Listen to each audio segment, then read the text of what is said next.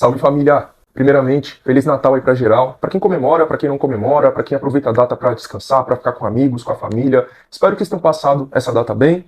Bom, eu tinha falado que o último vídeo do canal ia ser o último que eu ia postar aqui esse ano, mas não foi o que aconteceu, né? Porque surgiu um fato novo aí, e aí eu achei importante fazer esse vídeo. Ele tem a ver com os dois últimos vídeos, sobre o filme Ainda Estou Aqui, sobre a crítica que eu fiz, sobre toda a repercussão. Quem ainda não assistiu os dois últimos vídeos, eu recomendo que assista. Mas, para quem não viu, vou só recapitular bem rapidamente aqui o que aconteceu. Umas 2 semanas atrás, eu fiz um vídeo comentando sobre o filme Ainda Estou Aqui, do Walter Salles, e relacionando ele com os vários casos de violência policial que tem repercutido nas redes sociais nesse último mês, tá ligado? Esse vídeo teve uma repercussão muito grande, acredito que muito mais pelo post que eu fiz no Instagram, com o título, que era um clickbait, né? Então, só por causa disso, muitas pessoas passaram a me criticar, a me atacar, enfim, a repercussão foi muito grande.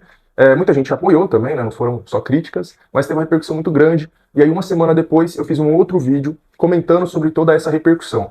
E aí, continuou gerando repercussão esse vídeo que eu fiz, a ponto de, na última segunda-feira, ele ser citado no Roda Viva.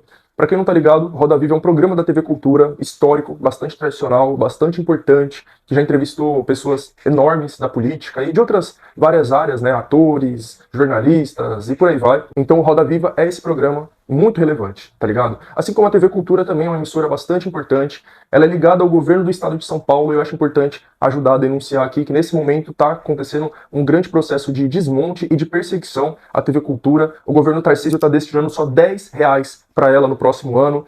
Os parlamentares, os deputados estaduais ali da base de apoio do governo Tarcísio estão tentando abrir uma CPI, uma comissão parlamentar de inquérito, para investigar a TV Cultura. Então, enfim, fica aí essa denúncia, né? Agora, voltando pro Roda Viva. Nessa última segunda, o entrevistado foi o Marcelo Rubens Paiva, que é não só um dos personagens do filme Ainda Estou Aqui, como é autor do livro que inspirou o filme. Então, o Marcelo, ele escreveu esse livro, Ainda Estou Aqui, que inspirou o Walter Salles a fazer o filme de mesmo nome, Ainda Estou Aqui, e eu acho importante ressaltar, deixar bastante claro que a minha crítica foi ao filme, e não ao livro. Eu não li o livro, muitas pessoas falaram para mim que o livro ele traz várias abordagens que o filme não traz, né? Inclusive o próprio Marcelo confirmou isso na entrevista, como eu vou mostrar aqui para vocês num determinado trecho, mas o que me motivou a gravar esse vídeo aqui, foi o fato de que eu fui citado nessa entrevista, o meu vídeo e a repercussão dele foram citados, e aí eu acho importante trazer aqui, né, o que foi falado e as respostas do Marcelo. Então, eu vou reagir e comentar aqui com vocês a 2 trechos da entrevista. Uma foi a que eu fui citado, a jornalista Adriana Silva me citou, né, comentou ali minhas críticas, comentou bem por cima, né, sobre as minhas críticas e perguntou se o Marcelo estava vendo, o que ele achava de toda essa repercussão. Ele falou que ele não sabia que estava tendo esse debate, essa repercussão, mas ele disse, né, tipo, ninguém é obrigado a gostar do filme, é uma coisa óbvia.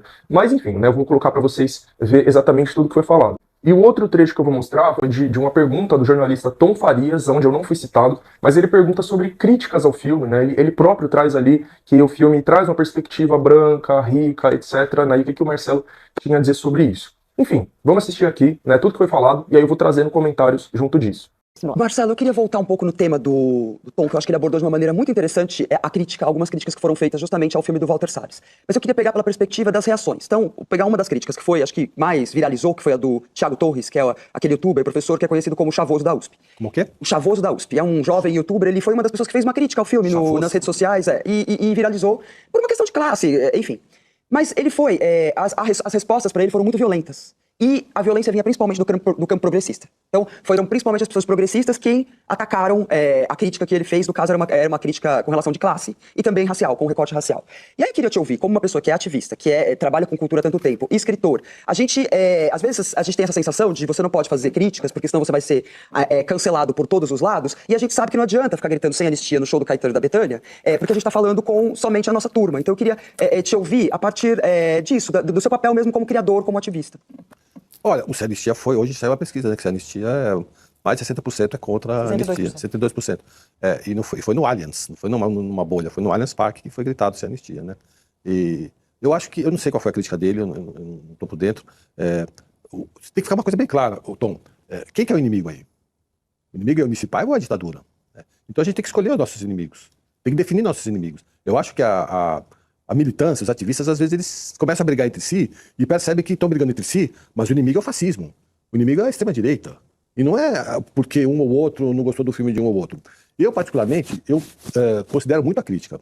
Eu tive 3 críticas não chamava, eram resenhas, não eram exatamente críticas, que mudaram a minha literatura. Uma foi do Leminski, Paulo Leminski, que ele elogiou muito um livro meu, Blackout, e no final ele falou que podia ter sido mais radical, podia ter ido mais longe, ter sido mais ousado. Eu achei que incrível, porque quando eu escrevia Blackout, que é um livro nonsense, de realismo fantástico, alguns falam que é ficção científica, eu tinha medo, eu falei, cara, mas o leitor, será que o leitor vai entender isso? O Leminski falou, não, você deveria ter ido mais fundo. Outra crítica foi o do Ivan Ângelo, grande escritor, meu ídolo, para Veja, que, de novo, foi uma resenha. Ele falou muito bem do meu livro, que, se eu não me engano, era o Não És Tu Brasil, e ao final ele fala, porém, eventualmente parece uma tese. E era uma tese. Era o meu livro de mestrado. Na segunda edição, eu arranquei 40 páginas daquele livro. Entendeu? Uma terceira crítica foi essa que eu falei do Marcos Luiz. Matou o personagem mais importante da peça. Voltei para São Paulo e falei, o personagem não morre. Então, eu levo em consideração a crítica. Eu acho importante. Tem a crítica que destrói, que é pessoal, que é lacrar. Eu não sei de que crítica você está falando, e eu nem sabia que estavam tendo debates sobre se pode ou não criticar. Eu acho que, claro que pode criticar. Ninguém é obrigado a gostar de um filme, de um livro. Não é, tem muito filme, muito livro que eu não gosto. Por quê? Porque nós somos uma democracia. Isso aqui não é Coreia do Norte. Ninguém é obrigado a pensar igual, graças a Deus, né? E se tem críticas em relação sei lá, luta de classes, a questões raciais, que bom que tenham, né? Que bom que esse debate traga. É muito importante esse debate. E tomara que isso resulte em consequências, né? Em outras obras, né? Em outras obras. Tem muita coisa que dá pra comentar a partir dessa fala aqui dele, né? A primeira, como eu já tinha falado, é o óbvio, gente. Ninguém é obrigado a gostar de um filme, ninguém é obrigado a gostar de um livro. As pessoas têm o direito de criticar. Acho importante que o autor do livro diga isso, né? Porque, enfim, a galera na internet é maluca e acha que não. Você não tem o direito de não gostar, você tem que estar lá reclamando porque todo mundo tá gostando.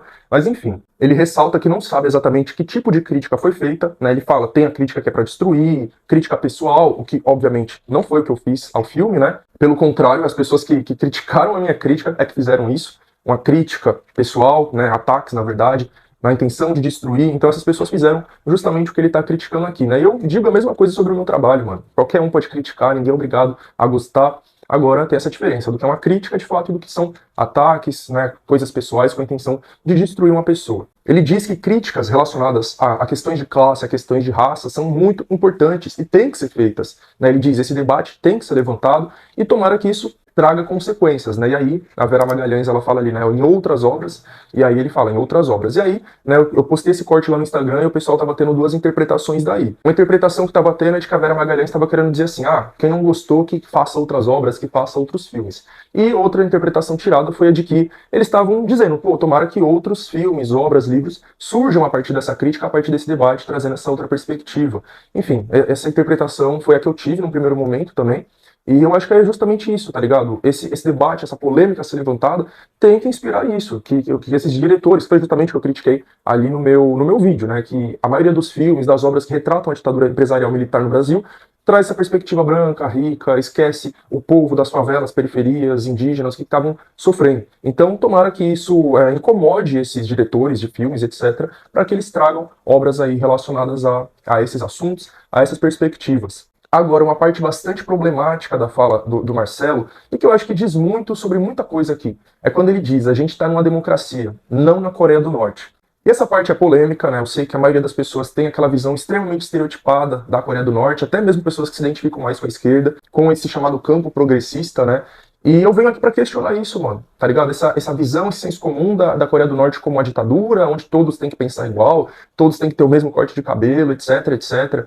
Então, enfim, essa visão, mano, extremamente torta, ela foi construída propositalmente pelas grandes mídias, jornais, principalmente dos Estados Unidos, da Europa. Enfim, todo lugar que passou por uma revolução, que se descolou do mundo ocidental, do mundo capitalista, e que está tentando construir uma outra forma de sociedade, um outro modo de produção, vai ser boicotado, para dizer o mínimo, vai ser atacado, vai ser difamado. Então hoje a gente está falando da Coreia do Norte, a gente fala de Cuba também, mas isso aconteceu com o Haiti no final do século XVIII, começo do século XIX.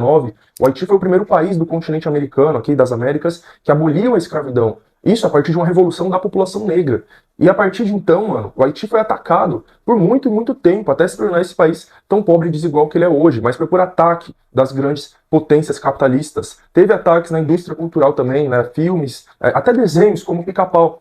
Aquele episódio do Pica-Pau sobre o voodoo, muita gente não sabe, mas é uma forma de estar atacando o Haiti e a Revolução Haitiana. Tendo em vista que o voodoo era a religião predominante entre os haitianos, inclusive foi bastante importante para que a Revolução acontecesse, né? Então, durante reuniões ali para praticar o voodoo, eles estavam planejando, na verdade, a Revolução. Por exemplo, né? Isso é um fato entre tantos, né? E aí o Vodun ele vai ser atacado, ele vai ser demonizado como a gente conhece hoje, a partir daquela visão estereotipada, né? Do bonequinho de voodoo que a pessoa espeta para fazer o mal para os outros, e enfim, não tem nada a ver com isso, sabe, minha gente? Essa foi uma forma aí da indústria cultural, das grandes mídias, do mundo ocidental capitalista, racista, né, de atacar o Haiti, de condenar o povo haitiano. Enfim, então o que eu tô querendo dizer é isso. Todos os países que passarem por esses processos revolucionários, se desligarem dos Estados Unidos e da sua dominação, né, a própria Venezuela também, eles vão passar por isso, mano, por esse processo de difamação, de calúnia, de destruição, né, de construção de uma imagem daquele país como uma ditadura, como um inferno na terra. E parênteses, né? Eu não estou também defendendo incondicionalmente nem a Venezuela, nem a Coreia do Norte, nem lugar nenhum, porque todo mundo sabe que sim, existem problemas nesses lugares. Agora, quais são esses problemas, tá ligado? E quais são as soluções? A solução é uma intervenção dos Estados Unidos nesses lugares? Jamais. Jamais. A solução sempre vai vir de baixo, sempre vai vir do povo e do povo daquele país. Ninguém tem o direito de interferir num país e de decidir sobre os rumos dele, a não ser o próprio povo daquele país, tá ligado? Então, na hora que ele quis dizer que isso aqui não é uma ditadura, ele poderia ter citado tantos países capitalistas, tá ligado? Os próprios Estados Unidos, minha gente, que estão aí bombardeando o mundo inteiro, invadindo o mundo inteiro, tá ligado? Ele poderia citar Israel, que tá cometendo um genocídio lá na Palestina, apartheid, há tanto tempo, há tantas décadas, tá ligado? Tantos países poderiam ser citados, países capitalistas, países com políticas liberais, mas aí ele vai escolher reproduzir esse estereótipo, esse estigma sobre a Coreia do Norte, né? Enfim, aí é uma questão mais secundária, mas eu acho que isso diz muito, como eu falei, diz muito sobre muita coisa, né? Porque além dele falar isso, aqui não é uma ditadura como a Coreia do Norte, ele ainda diz, aqui é uma democracia. Você entende? Então, é justamente o debate que eu construí lá no meu primeiro vídeo sobre esse assunto. Aqui é uma democracia? Para quem? Entende? Então, para ele e para a família dele, depois de 1988, a democracia volta a existir normalmente. Tá ligado? Agora, para quem tá na periferia, para quem é pobre, etc., não existe democracia. Esse foi o debate que eu trouxe ali. E aí, quando ele diz isso, né, que é uma democracia, que não é a Coreia do Norte, isso simplesmente reafirma toda a crítica que eu tô fazendo ali no meu primeiro vídeo, apesar de não ser direcionada a ele e ao livro dele. Mas ele tá passando uma visão de ditadura e democracia que não é a visão do povo, que não é a visão da população mais pobre, é a visão de uma burguesia. Ele se define ali, a família dele, como uma família burguesa, né? Mas, enfim, uma família da pequena burguesia, uma família classe média alta. E por fim, mano, um outro ponto relevante aí dessa fala dele é quando ele diz, né, tem que ficar claro quem é o inimigo. Né? O inimigo é o fascismo, o inimigo é a extrema-direita, etc. Eu não sei exatamente o que ele quis dizer aqui, né? Eu acho que essa fala dele tem mais de uma interpretação possível, mas o que eu interpretei, né, é que ele estava dizendo isso em relação a essas pessoas que estão me atacando. A jornalista cita, né, que a maioria que me atacou era do campo progressista, e aí ele diz, né, mas quem é o inimigo, afinal de contas, para vocês estarem atacando, tá ligado? Agora, eu acho importante ele reforçar isso, né, porque essas pessoas têm que ouvir o próprio cara falando, mano. Nem o próprio cara tá apoiando a postura de vocês, tá concordando com a postura que essas pessoas estão tendo. Agora, vamos ver aí o segundo corte, o segundo trecho que ele fala sobre críticas ao filme, e que eu acho importante trazer aqui também para comentar algumas coisas. Vamos voltar um pouco àquele tema, esse tema tão recorrente no Brasil, que é a ditadura, né? E aí você estava falando um pouco da reforma de base do João Goulart, né? Ali na 64, né? Final de 63 para 64. E eu me lembro que a Carolina Maria de Jesus escreveu, por última hora, um texto onde ela dizia que a reforma de base do João Goulart era a nova abolição do Brasil. E é tão emblemático porque o João Goulart é logo caçado e a Carolina é perseguida, tanto que ela sai da cidade de São Paulo e vai para Parelheiros, assim, uma situação bastante emblemática, né? Mas o Brasil não tem reforma agrária, o Brasil nunca teve reforma agrária, né? Você estava comentando sobre a queima dos arquivos da época da escravidão no Brasil. Mas assim, quando a gente olha o filme, a gente também fica percebendo que há apenas um recorte da realidade do período da ditadura no Brasil. Como se só tivesse perseguição, ou seja, né, movimento político na Zona Sul, no Leblon, né? Isso não deixa um filme um pouco parcial com relação a essa visão geral, embora seja um filme real, baseado na história da sua família, né? Não só no novo livro, num livro, ainda estou aqui, mas também um pouco do Feliz Ano Velho, enfim, pega um remix, né, dessas coisas todas, mas há um outro movimento social, um movimento clandestino, estudantil e tudo isso, e parece que o filme não traz. Certo. Lógico, é um filme sobre a sua família, centrado na sua mãe, mas acho que uma memória nacional também seria legal se fosse abarcado ou não. Não caberia do filme, né? É um filme sobre a minha mãe, é um filme sobre aquele fato, aquele caso. No livro até eu abordo um pouco mais, né? Porque tinha a Favela do Pinto, eu jogava bola com a garotada da Favela do Pinto, na Cruzada, tinham mais questões debatidas ali. O livro era sobre a minha mãe, sobre aquele período, aquele fato, mas o que é importante no filme é que mostra uma família burguesa que poderia se acomodar, como quase todas as famílias burguesas brasileiras. Poderia se aproveitar da ditadura para se enriquecer, como a maioria das famílias paulistanas fizeram. Só que não. Né? Meu pai, ele com 32 anos, ele lutou pela reforma de base, que é exatamente para tirar os negros da posição em que eles estavam, os negros e vulneráveis e pobres, reforma agrária na beira das estradas, o que seria fantástico. Imagine se você tem nas estradas fazendas, né, de pequenas fazendas de agricultura familiar que cria porco, leite, alface e vende para as cidades, né? Marcelo, só um complemento. Se fosse uma família de classe média baixa ou negra, você acha que a ditadura teria o mesmo comportamento? Ou seja, chega na sua casa, senta, dá bom dia, boa noite, almoça com a família, joga cartas, ou sairia arrombando portas? Arrombando, matando, torturando, como foi com a família do Amarildo, né? Como foi com a Marielle, não tem a menor dúvida. E olha, tá presente no livro, né, Marcelo? Os três grandes organizações de luta armada eram lideradas por 3 negros, né? O PCdoB, na Guerrilha do Araguaia, era liberado pelo Oswaldão, a LN pelo Marighella e a VPR pelo Onofre Pinto. Então podia contar as histórias dessas pessoas. Podia contar a história da Ana Dias. Ana Dias é uma personagem negra, uma mulher fantástica, que perdeu o marido nos anos 70 torturado, marido operário, sindicalista do PCB, que foi morto, e ela não se entregou, ela está viva, eu conheci ela, é uma pessoa fantástica, e tem que fazer um livro sobre ela. Então eu acho que esse filme, tomara que abra... acho que ele abre para outros filmes. Incentive outros personagens que falem dessa periferia, né, do Brasil periférico, que a gente não consegue abordar no meu filme, porque não é a nossa história da família burguesa. A minha mãe poderia também foi o que eu falei, poderia ter se acomodado. Ela foi lutar pelos direitos indígenas. Poderia também ter um filme sobre os direitos indígenas, sobre alguém que lute pelos direitos indígenas, né? Então, eu concordo com você, né? É um assunto fundamental, prioritário. O Brasil está sofrendo com isso, ainda mais hoje em dia, né? Você sabe que esse cidadão que jogou o rapaz debaixo da ponte, para fora da ponte, aquele policial militar era a segurança da escola dos meus filhos. Putz. Ele ficava paisando todo dia na porta. E eu dava boa tarde, bom dia, todo dia para aquele cara. E, de repente, quando eu vi aquela cena, o pessoal da escola falou: olha, é ele. Eu nunca imaginei que ali tinha um verdadeiro psicopata.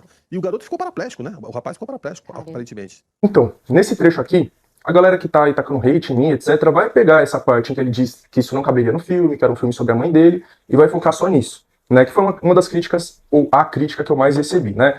Porque o filme é sobre uma história de uma família real, é claro que eles vão contar da perspectiva de classe deles, enfim, eu sei de tudo isso, já comentei isso no meu último vídeo. Só que ele traz outras falas aqui que vão muito no encontro do que eu disse lá no meu vídeo também. Por exemplo, mano, lá no meu vídeo eu falei que o diretor, o Walter Salles, na hora de adaptar o livro para o filme, ele tem uma liberdade criativa para fazer mudanças, né? Ou para explorar determinadas áreas e determinados assuntos que ele não quis, né? E o próprio escritor trouxe aí, o Marcelo trouxe exemplos. Ele falou que, por exemplo, no livro ele contava que ele jogava bola quando ele era moleque numa determinada favela lá, tá ligado? Então a história dessa favela poderia ter sido incluída, né? Alguma coisa sobre essa favela, cenas da vida da população, das crianças, dos moradores dessa favela, poderiam ter sido incluídos no filme, mas o diretor não quis. Para além disso, mano, um outro comentário que eu recebi bastante, né, foi o seguinte: porque no livro o Marcelo ele fala sobre casos de violência policial que acontecem hoje, etc. Exato. E ele falou aqui, ele cita o caso do Amarildo, para quem não se lembra, foi um pedreiro que desapareceu depois de tomar um enquadro da UPP, né, da Polícia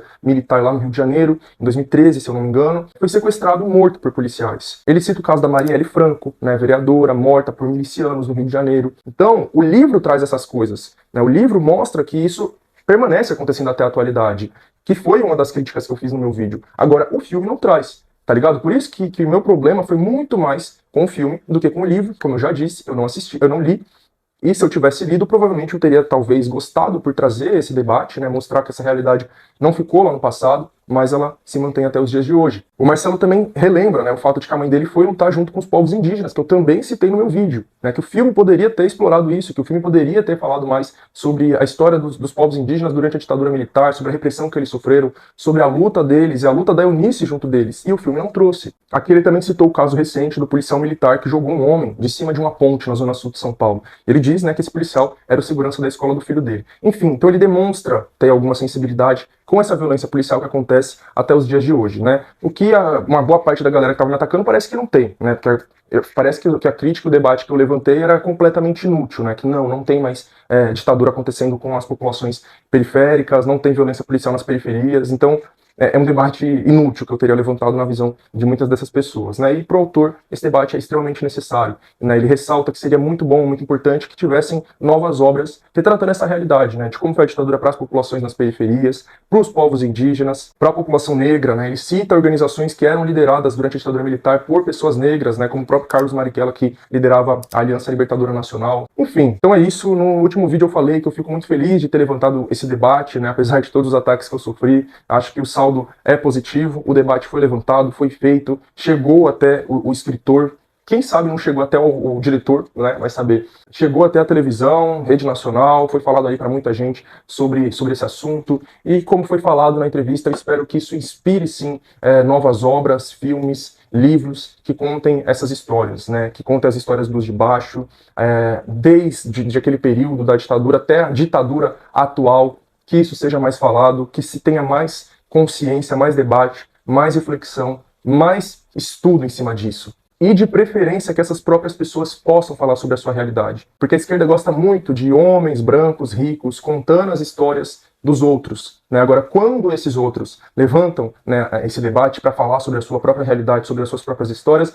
essas pessoas não querem ouvir. Então, a gente vê muita gente de esquerda, né, no Twitter, por exemplo, com a bandeirinha da Palestina no nome, falando Palestina livre, e atacando um jovem negro de favela que resolveu se levantar para falar sobre a sua realidade, para botar o dedo na ferida, para incomodar eles, para tirar eles desse lugar de conforto deles, desse viva a democracia, né? Porque a gente vive na democracia e tem que defender essa democracia. E aí se aparece alguém para dizer que não, que essa democracia não existe para nós, aí essa pessoa vai ser massacrada, né? Enfim, a esquerda adora isso, adora falar pelos pobres, pelos negros, pelos periféricos, e quando um desses, ou vários desses, né? Porque eu não falei sozinho não, né? O Galo me apoiou totalmente, concordou com a minha crítica, o J.R. Freitas, dentre outras pessoas negras e de favela que disseram, mano, concordo com o Chavoso, foram atacados também. Enfim, então, depois, quando pessoas pobres, negras, periféricas vão pro lado da extrema-direita, a esquerda não entende por quê, né? Porque se essas pessoas tentam falar por si próprias, tentam mostrar sua visão, sua perspectiva, criticar a esquerda, mostrar onde ela está errando, aí não vai ser aceito, vai ser massacrado. E aí, se essa pessoa não segue a linha deles, não anda na linha deles, não está na coleirinha deles, aí já não serve mais para eles. Porque eu não tenho dúvidas de que se eu fosse quem eu sou, e tivesse apoiando eles, concordando com eles, defendendo os políticos que eles gostam, eu seria amado por eles, né? Porque, enfim, como eu trouxe lá no meu último vídeo, uma das acusações que eles fazem contra mim é que eu seria um personagem, né? Porque eu mudei de estilo, né? O jeito de me vestir da minha adolescência para hoje. Se eu fosse um lulista, tivesse lá babando o ovo do governo, vocês podem ter certeza de que eles não iam estar nem aí para isso. Poderia ser um personagem escancarado, poderia mentir à vontade, que eles iam estar apoiando. Porque é isso que eles fazem com tantos outros por aí, né? Podem mentir à vontade, falar merda à vontade, enfim, pode ter desejado todo o mal do mundo pro Lula há poucos anos atrás e hoje, se estiver lá dentro do governo dele, vira companheiro, vira um ícone, né? Enfim, minha gente. É isso, né? Eu acho que já deu aqui de falar desse assunto. Eu sou uma pessoa que não gosta de ficar esticando, né, história, esticando polêmica, nem nada do tipo, mas o bagulho, né, continua tendo repercussão, então eu vou continuar comentando, né? Se tiver mais repercussões, eu vou comentar mais também. Se não tiver, eu vou parar por aqui mesmo. Enfim, é isso. Não sei se vai ter outro vídeo aqui antes do ano acabar, eu creio que não, né, mas tinha falado que nem até teve. Então, de qualquer forma, já desejo aí um feliz ano novo para vocês, uma boa virada de ano, e em 2025 a gente volta aí com muitas polêmicas, a gente volta com muito debate, colocando o dedo na ferida, porque tô aqui para isso, né não? Então é isso, me sigam lá no Instagram, que é onde eu sou mais ativo. Quem puder me fortalecer lá no Apoia-se, dá aquela fortalecida lá, ou pelo Pix, ou pelo Seja Membro. Tamo junto e até uma próxima. Valeu, falou!